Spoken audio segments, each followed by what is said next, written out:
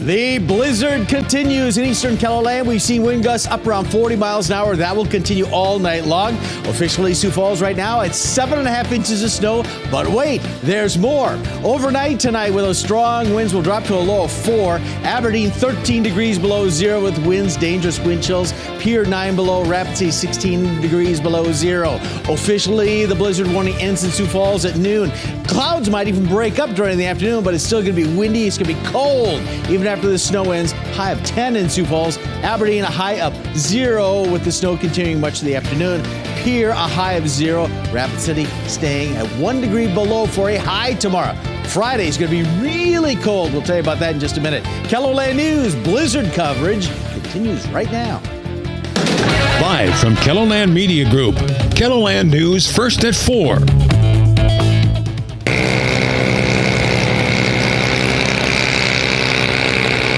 Team coverage of the winter storm that is dumping a lot of snow on Keloland. We'll show you the latest cleanup efforts as well as the closures that could impact your plans. Plus, what you need to do to keep you and your community safe as the snow continues to fall.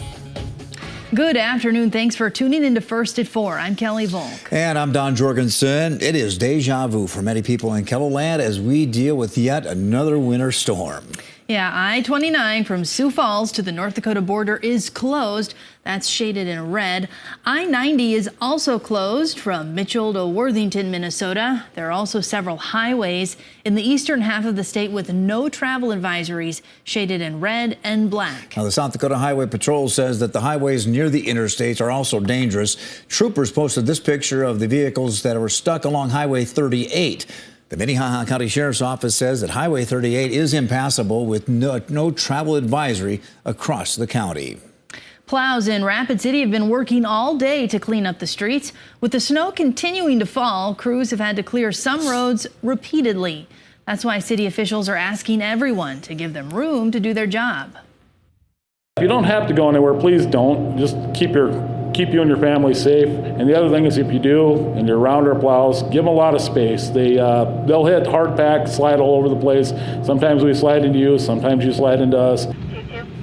Coming up tonight on Keloland News at 6, we talk with the Rapid City Streets Department and the Pennington County Sheriff's Office to give you an update on the winter storm. The city of Sioux Falls has a new weekly event designed to keep the public informed about what's happening. Today was the first one, the Sioux Falls Media Briefing, which will continue to happen every Wednesday at 10:30 a.m. Each week, city officials will give an insight into what's happening in Sioux Falls. For the first briefing, as you can imagine, it was all about the snowstorm. People are wondering about what's happening and safety measures and when is my road going to get plowed. So this is a set time where we know the media can come and they can expect timely information. The police briefings that you may be used to seeing every weekday at 10:30 will continue, just not on Wednesdays. Let's get a check of your weather. We know the snow is not done with us yet, Megan. Not yet. We'll continue through tonight and through early tomorrow morning, but the snow will move out by early tomorrow morning, at least through Sioux Falls. Right now, Sioux Falls is at 13 degrees, that north wind at 24 miles an hour, blowing the snow like crazy. Aberdeen at 2 below zero right now, north winds at 28 miles an hour. We have seen stronger wind gusts out of this storm. In Pier, 0 right now, north winds at 26 miles an hour. Even higher wind gusts have been coming out of this. Rapid City at 5 below zero, north winds at 23 miles an hour and causing visibility issues due to all the blowing snow. Our temperatures this afternoon have been in the single digits on either side of zero for a majority of Keloland. Sioux Falls and Yankton are the two that are staying just a touch warmer. Yankton right now at 11. There have been some wind gusts nearing 40 miles an hour. Aberdeen had a wind gust in the past hour at 41. Sioux Falls had a gust of 32 miles an hour. We are dealing with wind chills as well, minus 20s and minus 30s. Those will continue the next couple of days as well. But right now, we do have that blizzard warning for those areas in white, including a majority of eastern Keloland and a winter storm warning in those areas in red. That does continue through noon tomorrow. And speaking of some of our snow totals, at 3 o'clock this afternoon, Sioux Falls was at 7.5 inches of snow. Rapid City is probably closer to 6. Some of these numbers haven't been updated in the last couple of hours. For tonight, though, those strong north winds, 4 are low in Sioux Falls, 14 below in Aberdeen, 9 below in Pierre, and 16 below in Rapid City. We do get rid of the snow tomorrow, and then we do slightly warm up this weekend. We'll have those details in just a little bit. All right, thanks a lot, Megan. A few schools are already announcing they will be closed tomorrow because of the storm. The closings are scrolling at the bottom of your screen. You can also check out the clothesline on KELOLAND.com. And remember to download the KELOLAND Storm Tracker app to your smart devices. You'll receive alerts for blizzards, wind chill, and winter weather warnings and watches. You can also check out the 7-day forecast. Well, this winter storm is also creating dangerous conditions in parts of Minnesota. The National Weather Service says that about 3 to 5 inches of snow fell this morning, with another 11 to 16 inches expected by Thursday night. Minnesota Governor Tim Walz has declared a peacetime emergency, authorizing the National Guard to assist stranded drivers. Well, the snow and ice are also impacting flights across the Midwest. The Sioux Falls Airport closed this afternoon. Many flights at the Rapid City Airport are canceled or delayed.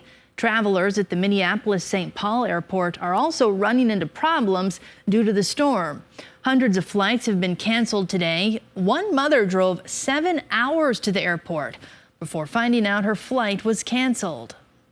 They told me that they can't give me a voucher to get a hotel or anything like that, or food for my son. So we're kind of just stuck here. Unfortunately, she was able to spend the night with a relative at a nearby city. Well, hospitals have spent the last few days preparing for this winter storm to make sure that first responders can get to an emergency. Alan Henry with our CBS affiliate in the Twin Cities has the story. For doctors, nurses, and ambulance drivers, preparations for the storm have been underway. Asking extra staff to come in to back up the staff that maybe can't get in or won't be able to get in, and then making plans for those who are stuck. We do have shovels on our ambulances.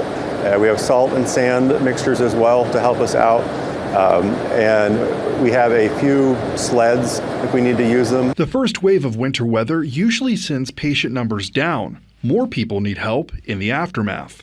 Falls are a huge one. And I mean, we can't forget how much ice we have right now from that last rain underneath that snow. So we have seen so many falls over this past week, and that's not going to go away with the snow. Hennepin EMS says they usually average about 6 calls an hour, but with yesterday's falls, they got between 20 and 30. That's one reason why first responders are asking everyone to stay home and off the roads if possible. Definitely the weather can impact our response. It might make it slightly slower for us to get to people when needed, but we triage all our calls and get to the most important ones first, the ones that are most sick or most injured. We will get to you as quickly as we can and as safely as we can. But if you don't need us, we'd appreciate, saving us for somebody who really, really does, especially during these hard times of getting around. That was Alan Henry reporting. Sanford Health has closed many of its clinics in South Dakota, Iowa, Minnesota, and North Dakota that are being hit by the storm. Their medical group also closed its clinics in Sioux Falls and Brandon. They expect to reopen on Friday. After the break, we'll bring you updates from Pierre as the legislative session reaches crossover day. Plus,